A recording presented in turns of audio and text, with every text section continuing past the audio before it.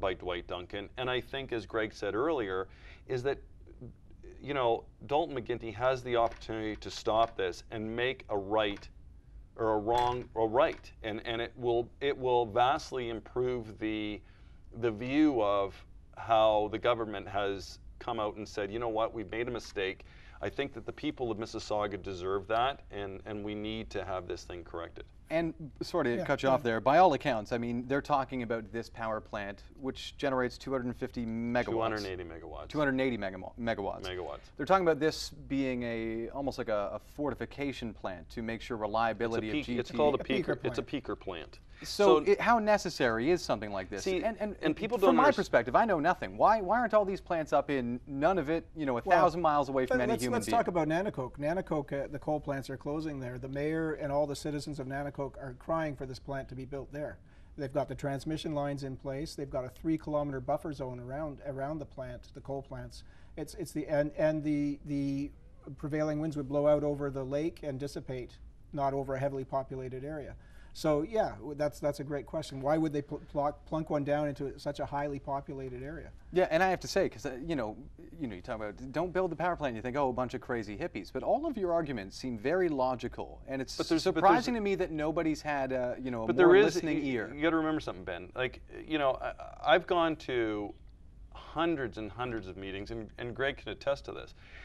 You know, the Portland's plant that was built in the city of Toronto, people oppose that plant. The problem with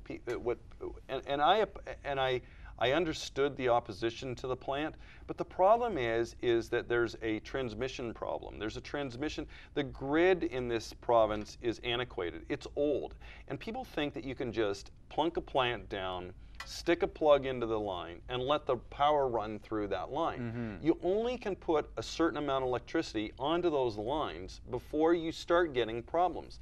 So the government of Ontario and the Liberal government is doing the right thing right now. They're fixing a lot of the transfer stations. So they're fixing a lot of the problems that are causing a lot of these blackouts and a lot of these problems that are caused from surgeons in sense, you know, we get a heat wave, everybody turns on their air conditioner, power goes up, you need the power. But a plant stuck right in the city in East Mississauga is not the right location. We can put this plant outside of the greater Toronto area, and if the government came back and said, okay, we're going to upgrade the power grid, we're going to upgrade the system, and it's going to cost us X amount of dollars, and it's not going to harm or interfere with the health and well-being of residents in the Toronto and Greater Toronto area. You know what? I think the people would understand that, but there's still opposition to the power grid. Like power lines, there's still opposition to that. Let's be clear. We want to, and we'll get everyone's thoughts. We got a lot of time. We want to hear from all of our viewers out there. Your thoughts on a new power plant being built in East Mississauga. Our phone number 905-848-LIVE. That's 905-848-5483. We want to get to Andrew on the phone line. Andrew, how you doing? Good. How are you doing? Not bad. Your thoughts on this plant? I'm in Applewood, right beside Sherway. Yep. We fought it. We won it. They tried to put the plant at Queensway in Stanfield area, and we had 1,500 homeowners say no. So guys, don't give up. My mother lives on Sherway Drive, 1569. It's wrong. There's the 427, the QEW, the hospital. It's so crazy right now. You cannot have another plant there. We have Kennelly plant on Dixie Road. You can't have another huge plant there. You know where it belongs? Bolton. The power line that goes through our property, or our neighborhood, through Sherway, goes all the way to Bolton.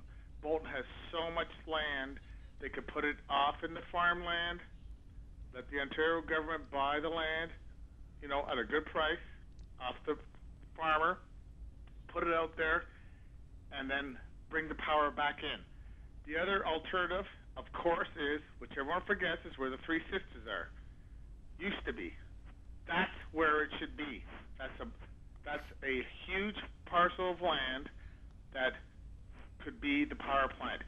All the grid goes there, and it could power everything. It could power Toronto. We could make money on Toronto. That is the ultimate place to put it, is the Lakeview power plant.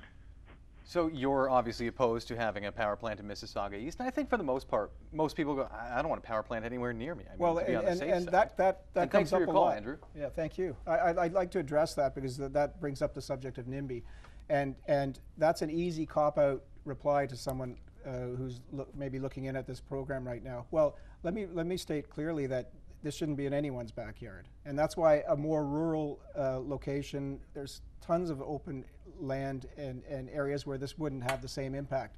And as far as NIMBY goes, there's people who have been fighting this power plant who are in no way going to be affected other than the cumulative effect of the pollution in the southwestern GTA, but they're not downwind of the plant. We ourselves were out in with the people who were originally fighting the plant in downtown Toronto. They wanted our help. We gladly went down there and gave them some advice on how we were fighting this. It has nothing to do with it. My house is not downwind from this plant. I'm a little farther north, but I'm concerned. My concern really, and I think the basis for all this, and you say you seem like level guys. Why are people listening? It defies logic. It defies logic, and the basic fact is that this government bungled their energy policy from day one. They said we're going to close those coal plants, and we can talk about that in a minute. And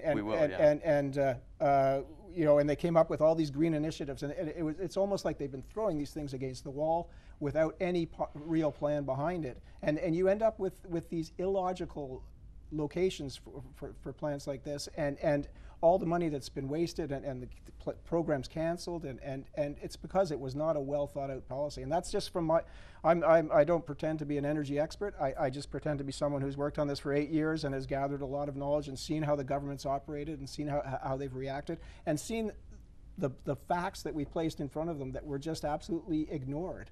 And as I said, it defies logic. Let's talk about coal-fired power plants. Sure. Dalton McGuinty and the Liberals come into the province and make all sorts of promises about shutting down coal-fired plants. If we look at Ward 1 Mississauga itself, it's had all kinds of problems. Coal-fired plants, should they be torn down? Should they be retrofitted? What do we do with all these plants? Talk to me about how we got to this point. I mean, the idea was to get rid of coal, and now we're talking about replace with gas.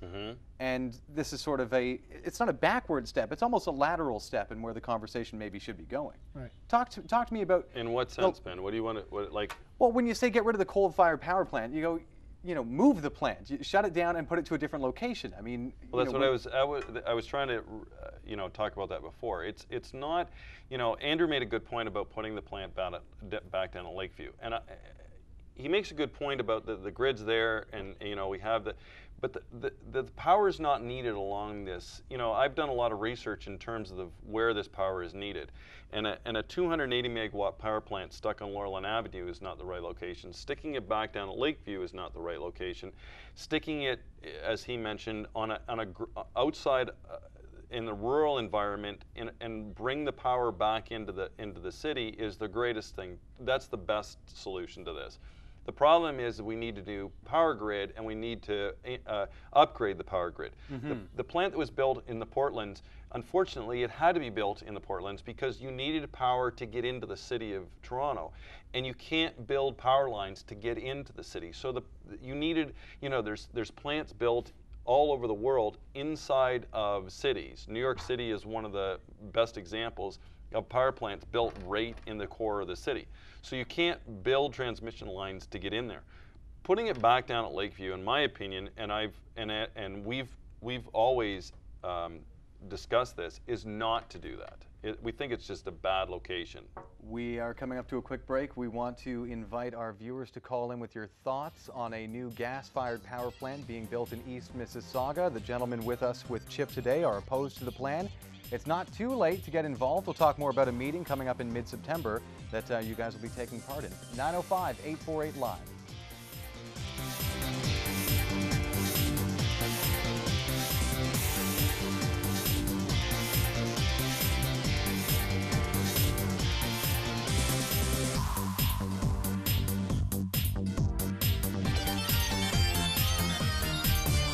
Opinions expressed in the following program are those of the participants and do not necessarily reflect those of Rogers or Rogers TV.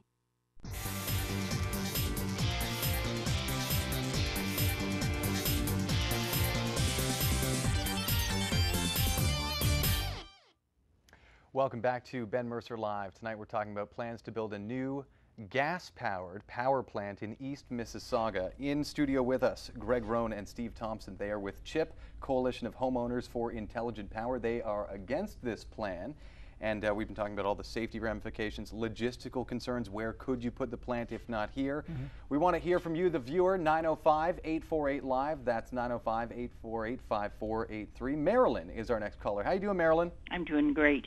But I'd like to know, they got off the subject of the two politicians that, two of them that are in the area, Mr. Sousa and Jeff, is it Jameson, the Conservative representative, and the Liberal. We didn't get their opinion. Or what are they doing about it? Okay, so Marilyn, we've had a number of meetings with a number of politicians. We've met with George Smitherman way back when he was the Minister of Health. We talked to him about that. Nothing came of that.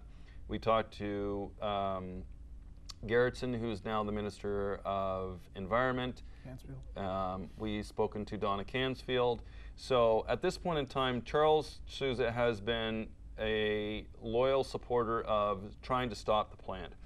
The problem is that we had John Jakubuski, who is the energy critic for the Conservative Party of Ontario, out, and unfortunately the Conservatives are not opposed to the plant. They think that it's okay that the plant is going on Loreland Avenue.